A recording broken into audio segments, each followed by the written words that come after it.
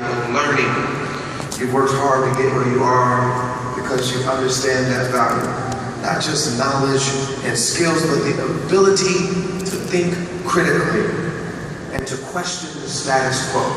Many of you are like me. You were exceptions in your neighborhood. A lot of the kids I grew up with didn't even make it to the end of high school, let alone college.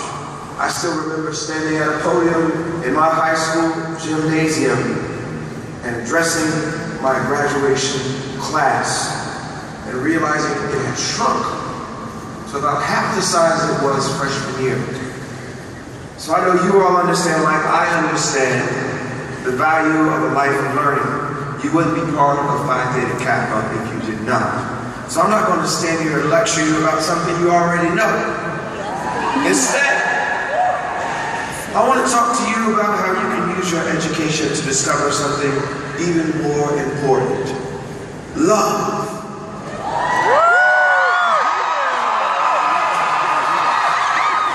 And how opening your mind and your heart to love can make you live the kind of life that changes the world. I grew up in a small blue-collar city called Springfield, Ohio.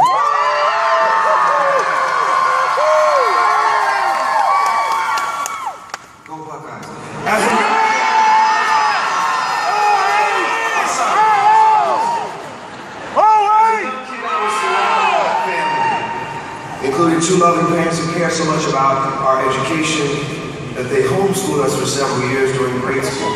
And they took the time to teach us about more than just academics. They taught us about character, about what it meant to live a good life. My father often talked to us about his definition of success. He told us that it wasn't measured in money and material things, but it was measured in love and joy and the lives you're able to touch, the people you're able to help. And my parents walked the walk. They gave themselves to our church. They took in foster kids. They helped the homeless, even though we didn't have much money ourselves. Growing up in the Stevens house also meant you were immersed in art and music and encouraged to be creative. We had a piano and a drum kit in the house. I begged to take piano lessons when I was 4. I was singing in the church choir and in school plays by the time I was 7.